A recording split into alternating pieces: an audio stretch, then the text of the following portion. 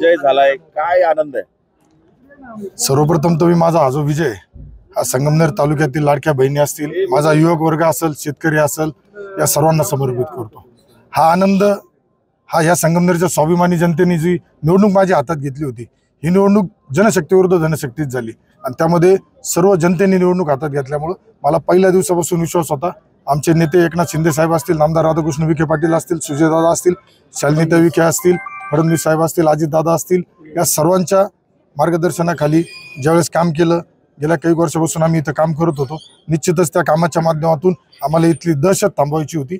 दहशत थांबवण्यात आज मला वाटतं बऱ्यापैकी आम्ही यशस्वी झालो आणि येणाऱ्या काळामध्ये विकासाचं राजकारण आम्ही करणार। ज्यावेळेस तुम्ही उमेदवारी दाखल केली त्यावेळेस एक खबऱ्या म्हणून तुम्हाला संबोधलं गेलं, आज काय उत्तर द्याल?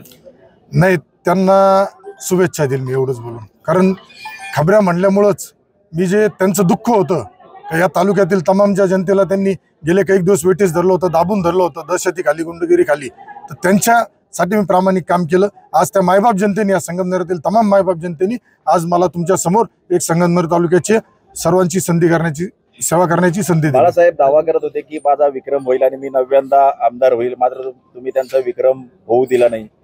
नाही, हा जनतेने नाही होऊन दिला, कारण जनतेने गेल्या 40 वर्षापासून यांची दहशत, दादागिरी आणि जे 40 वर्ष तुम्ही लोकप्रतिनिधी मंत्री असताना तुम्हाला संगमनेर तालुक्याचा पाण्याचा प्रश्न नाही सोडवता आला, आरोग्याचा प्रश्न नाही सोडवता आला, आज वाड्या वस्त्यांवरच्या रस्त्याचे प्रश्न नाही सोडवता आले, त्यामुळं त्यांच्या ते स्वप्नात होते। बाळासाहेब थोरात विखेंचा पराभव करण्यासाठी शिर्डीत एकत्र झाले होते, मोठी ताकद लावली होती, मात्र विखे निवडून आले, थोरात पडले। नाही, आता हे तर सर्व महाराष्ट्राने पाहिलंय का त्यांनी ज्या पद्धतीने प्रयत्न केला होता त्याच्यामध्ये त्यांना अपयश येणारच होतं, कारण संगमनेर भयमुक्त होणं गरजेचं होतं आणि या भयमुक्तीसाठी लोकांनी मला मतदान केलं असं मी मानतो। अगोदर तुम्ही जनतेपर्यंत पोहोचला होता, त्यानंतर सुजय विखेंनी ज्या सभा घेतल्या त्याचा कितपत परिणाम कसा झाला? सर्वात जास्त फायदा मला सुजयदादांनी ज्या संगमनेरमध्ये सभा घेतल्या, आज माझी निवडणुकीला मी ज्या ज्या ठिकाणी प्रचारला जात होतो, वाड्या वस्त्यांवर गेलो, गावागावामध्ये गेलो, तिथं सर्व युवकांची फळी आणि माझ्या लाडक्या बहिणी माझ्या बरोबर होत्या आणि त्याचा तुम्ही बदला घेतला असं वाटतं का? कारण नाही, हा बदला मी नाही घेतला, हा बदला संगमनेरच्या तमाम जनतेने घेतला, जिल्ह्यातील माझ्या हितचिंतकांनी घेतला, कारण त्यांना विकासाकडे जायचं होतं।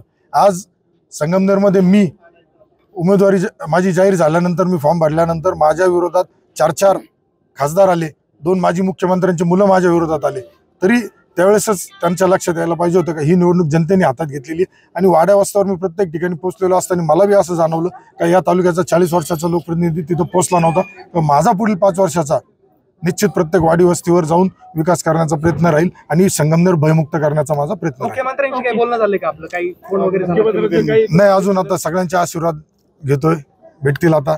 नामदार साहेबांनी, विखे पाटलांनी आज माझ्यासाठी, दादांनी मोठा त्याग केलाय माझ्यासाठी। सुजयदादाची उमेदवारी दादांनी माझ्यासारख्या एक शेतकरी कुटुंबातील सामान्य कार्यकर्त्याला देऊन आज जो सन्मान या संगमनेर तालुक्यातील प्रत्येक मतदाराचा केला असं मी म्हणाल। तुम्हाला मुंबईवरून काय बोलवणं आलेलं आहे का? आता माझ्याकडे फोन वाचताय माझे, परंतु मी आता तुमच्या समोर आहे, माझं आता विजयाचं प्रमाणपत्र घेतो आणि पहिला हा जो माझा विजय संगमनेरातील तमाम मायबाप जनतेला समर्पित करतो।